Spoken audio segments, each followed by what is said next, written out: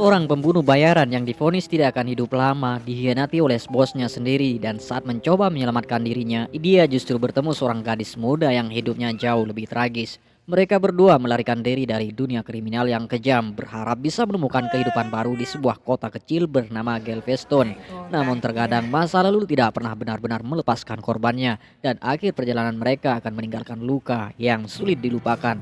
Jadi siapkan diri kalian karena hari ini kita akan membahas film trailer kriminal yang emosional dan menyayat hati dengan judul Galveston yang dirilis pada tahun 2018. Namun sebelum lanjut jangan lupa like, share, subscribe dan tetap rebahan. That little whore of yours.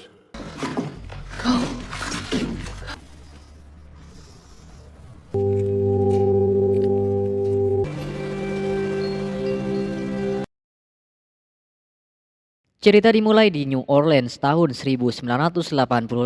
Kita diperkenalkan kepada Roy Cady, seorang pria berusia sekitar 40 tahun yang bekerja sebagai penagih hutang sekaligus pembunuh bayaran untuk seorang bos kriminal bernama Stan Pitko. Roy bukanlah pria yang bahagia, wajahnya terlalu terlihat lelah, matanya kosong, hidupnya dipenuhi kekerasan dan kematian. Suatu hari Roy pergi ke rumah sakit karena mengalami batuk parah yang tidak kunjung sembuh. Di sana dokter memberikan kabar yang menghancurkan. Roy mengidap penyakit paru-paru serius, kemungkinan hidupnya tidak lama lagi. Kabar tersebut membuat Roy terpukul, tetapi bahkan sebelum sempat memikirkan penyakitnya, masalah yang lebih besar sudah menunggunya. Saat Roy kembali ke markasnya, tak lama kemudian Stan memanggilnya untuk sebuah misi. Roy diminta mendatangi sebuah rumah guna menyelesaikan urusan tertentu bersama satu orang rekannya. Namun Roy tidak diperbolehkan membawa senjata. Hal itu membuat Roy sedikit curiga. Awalnya terlihat seperti tugas biasa. Singkat cerita, tepat di malam harinya sesampainya di lokasi, Roy mulai merasa ada sesuatu yang aneh. Rumah itu terlalu sepi, terlalu sunyi, instingnya mengatakan ada yang salah. Dan benar saja, tiba-tiba beberapa pria bersenjata muncul dan berusaha membunuhnya. Rekannya mudar di hadapannya. Roy sadar dia telah dijebak, bosnya sendiri ternyata ingin menyingkirkannya. Terjadi baku tembak brutal, yang untungnya saja Roy berhasil membunuh para penyerangnya. Saat memeriksa rumah tersebut, ia menemukan seorang gadis muda ketakutan yang sedang disekap. Namanya adalah Rocky. Rocky bekerja sebagai pekerja seks dan dipaksa berada di sana. Melihat situasi yang berbahaya, Roy memutuskan membawa Rocky itu bersamanya. Mereka pun melarikan diri sebelum lebih banyak pembunuh yang datang. We need to talk about this. There's a lot. Roy, you're for someone bullshit nerves. Everything's fine, man. Oh, how she could go from you to Pitco.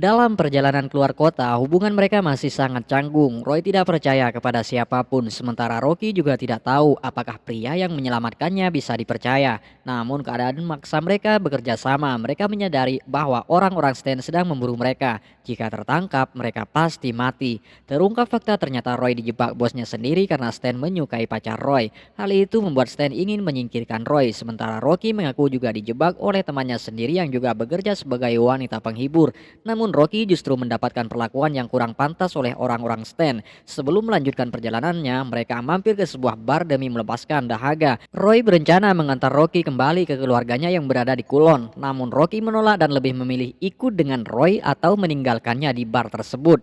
Setelah minum beberapa tegukan, mereka kembali akan melanjutkan perlariannya. Tepat saat berada di dalam mobil, Rocky tiba-tiba sange dan mengajak Roy cocok tanam. Namun Roy menolaknya dengan tanpa Roy sadari. Hal itu membuat Rocky untuk pertama kalinya ditolak laki-laki. Anjay, Roy menyewa kamar motel sederhana tak jauh dari bar. Tempat itu jauh dari mewah, namun cukup untuk beristirahat dan menyusun rencana selanjutnya. Kelly, you don't want any noise. Really want a drink.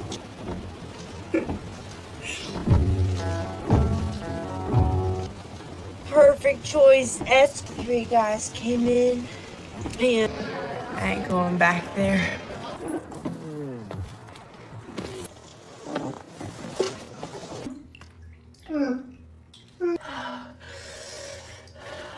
Keesokan harinya saat mereka kembali akan melanjutkan perjalanannya, Roy merasa tersindir dengan ucapan Rocky yang kembali membahas penolakannya semalam.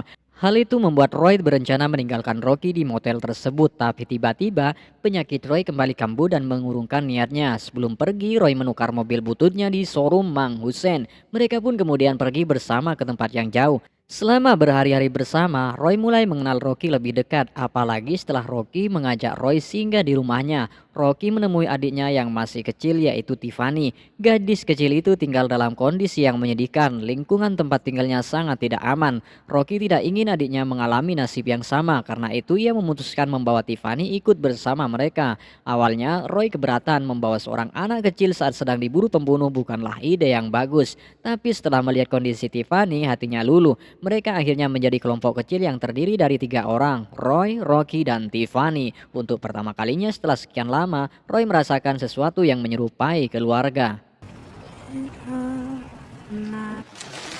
I'm leaving you here. Move.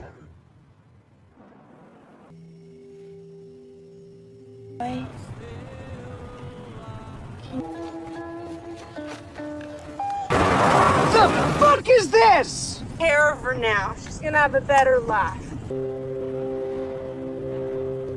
Singkat cerita, mereka akhirnya sampai di Galveston, sebuah kota pesisir di Texas. Mereka berharap bisa bersembunyi di sana sampai keadaan aman.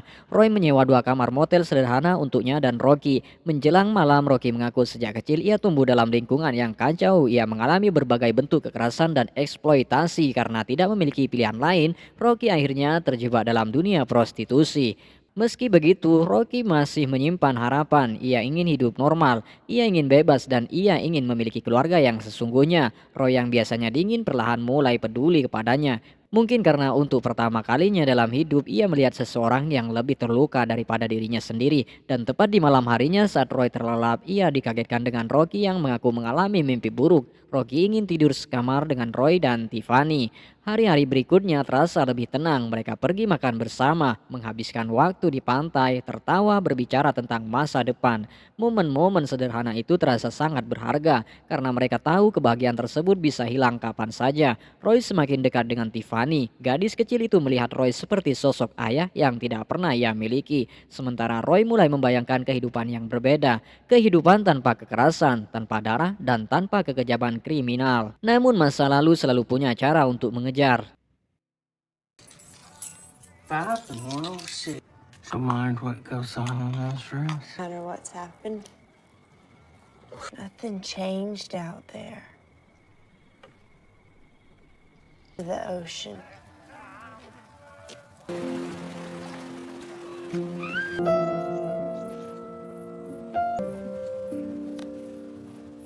Di malam harinya, seseorang bernama John datang menemui Roy. John mengaku seorang pencuri dan mengajak Roy untuk bekerja sama, namun Roy menolaknya. Tepat saat kembali ke motel, Roy mendapati telepon dari anak buah Stan yang menyuruh Roy kembali. Sejak saat itu, Roy mulai gelisah dan tepat di pagi harinya, Roy memutuskan untuk pergi meninggalkan Rocky dan Tiffany di motel. Roy rupanya ke tempat mantan pacarnya yang bernama Lauren. Walaupun Roy berusaha meyakinkan Lauren setelah 11 tahun berpisah, Lauren sama sekali tidak mengharapkan kehadiran Roy serta mengusirnya dari rumahnya. Sementara Rocky yang menyadari akan kepergian Roy harus mulai hidup mandiri. Bahkan untuk membayar motel dan biaya hidupnya bersama Tiffany, Rocky harus kembali bekerja malam dan menitipkan Tiffany di motel. Tepat di pagi harinya, Roy kembali ke motel, namun ia sudah tak mendapati Rocky di kamarnya. Roy justru harus mendapati kebenaran dari penjaga motel jika selama Roy pergi, Rocky sering membawa lelaki ke kamarnya untuk diservis. Ia juga mengaku jika saat ini Rocky menghilang meninggalkan Tiffany di motel tersebut. Mendengar kenyataan yang terjadi, Roy menanyakan Rocky ke John, namun John justru kembali menawarkan kerjasama perampokan kepada Roy dan berjanji akan memberitahu tentang hilangnya Rocky. Roy pun menyetujuinya. Di malam harinya, Roy menemui John di tempat sepi dan berencana akan memulai perampokannya. Namun sebelum sampai, Roy langsung menghabisi John dan membuang mayat John di pinggir kali. Ia lalu kembali ke motel dan tak lama kemudian, Rocky tiba-tiba datang. Roy langsung memarahinya karena telah menitipkan Tiffany dan kembali menjadi wanita penghibur. Dalam emosinya, Rocky mengaku jika Tiffany bukanlah adiknya, melainkan anaknya bersama seorang lelaki yang ia bunuh sebelum pergi bersama Roy. Dan kabar akan pembunuhannya kini sudah tersebar di koran-koran. Mendengar hal itu, Roy berencana meninggalkan motel bersama Rocky dan Tiffany.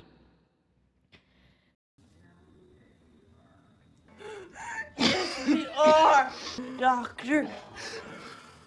Yeah, he deserved it.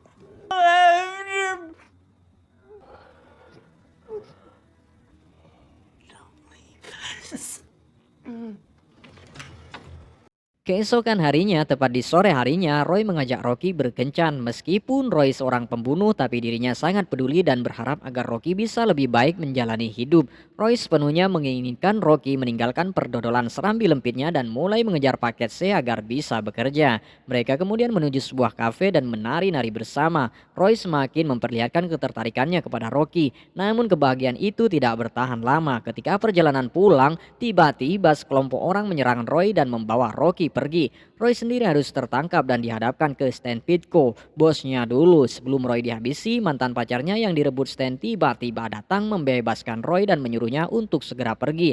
Namun sebelum pergi, Roy teringat kepada Rocky dan sebelum mereka sempat memenuhi hidup baru, tragedi menghantam. Rocky meninggal secara tragis. Kematian itu menghancurkan Roy. Semua harapan yang selama ini ia bangun runtuh dalam sekejap. Perempuan yang telah memberinya alasan untuk hidup kini telah pergi. Roy dipenuhi rasa bersalah, dia merasa gagal melindunginya, tetapi dalam hatinya masih ada Tiffany. Dan Roy tahu satu hal, ia harus memastikan gadis kecil itu mendapatkan masa depan yang lebih baik.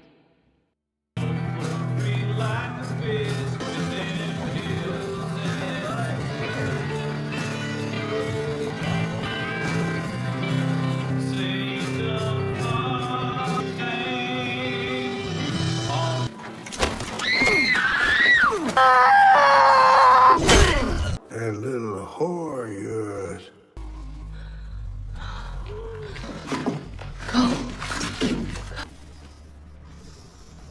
Setelah berhasil keluar, Roy langsung ngebegal mobil yang terparkir di pinggir jalan. Namun karena gaya nyetirnya yang ugal-ugalan, Roy harus mengalami kecelakaan. Ketika sadar, Roy sudah berada di rumah sakit dan menjadi seorang narapidana akibat tuduhan pembunuhan dan pencurian. Di hadapan pengacaranya, Roy mengatur agar Tiffany bisa hidup aman. Ia menjauhkan gadis kecil itu dari dunia kriminal. Meskipun berat, Roy memilih melepaskan satu-satunya keluarganya yang tersisa. Karena ia tahu dirinya tidak memiliki masa depan, penyakitnya semakin parah dan musuh-musuhnya masih berkeliaran. Tindakan itu menjadi bentuk cinta terbesar yang bisa ia berikan dari dalam penjara, bukan dengan memiliki, melainkan dengan melepaskan.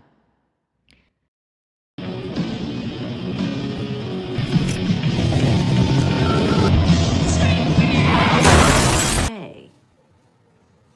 Pulling these body of witnesses to cross-examine 3-year-old girl. 20 tahun kemudian, setelah Roy bebas dari penjara, Roy kini menjadi pria tua yang hidup sendirian. Tubuhnya semakin rapuh, penyakit terus menggorogotinya. Namun ada satu hal yang tidak pernah ia hilang, kenangan tentang Rocky dan rasa penasaran mengenai nasib Tiffany. Suatu hari ia memutuskan mencari gadis kecil yang dulu pernah ia lindungi. Perjalanan itu membawanya kembali pada masa lalu yang selama ini menghantuinya. Setelah pencarian panjang, Roy akhirnya bertemu Tiffany yang kini telah dewasa. Kehidupan Tiffany jauh lebih baik, ia tumbuh menjadi seorang wanita normal dengan masa depan yang layak. Melihat itu, Roy merasa lega. Semua pengorbanannya ternyata tidak sia-sia. Namun Roy memilih tidak masuk kembali ke kehidupannya. Ia tidak ingin membuka luka lama. Ia hanya ingin memastikan bahwa Tiffany baik-baik saja. Dan ternyata memang demikian. Untuk pertama kalinya selama bertahun-tahun, Roy menemukan kedamaian. Sementara Tiffany harus menerima kenyataan jika Rocky yang selama ini ia anggap saudara adalah ibunya sendiri. Film berakhir dengan nuansa pahit sekaligus indah. Roy mungkin tidak mendapatkan kehidupan bahagia. Ia kehilangan orang yang dicintainya, kesehatannya hancur dan hidupnya dipenuhi penyesalan. Namun setidaknya ia berhasil menyelamatkan satu orang. Di tengah semua dosa dan kekerasan yang pernah ia lakukan, itu menjadi bentuk penebusan yang paling berarti. Galveston bukanlah kisah tentang kemenangan, bukan pula kisah tentang balas dendam, melainkan kisah tentang seorang pria rusak yang menemukan secercah kemanusiaan di saat hidupnya hampir berakhir. Pesan singkat pada film ini adalah kadang-kadang kita tidak bisa memperbaiki masa lalu, tetapi kita masih bisa menyelamatkan masa depan seseorang. Itulah yang dilakukan Roy. Meski hidupnya penuh kesalahan, ia memilih melakukan satu hal yang benar sebelum semuanya terlambat. Jika kalian suka alur film seperti ini, jangan lupa subscribe Frame Film, nyalakan lonceng notifikasinya dan tulis di kolom komentar film apa yang ingin dibahas berikutnya.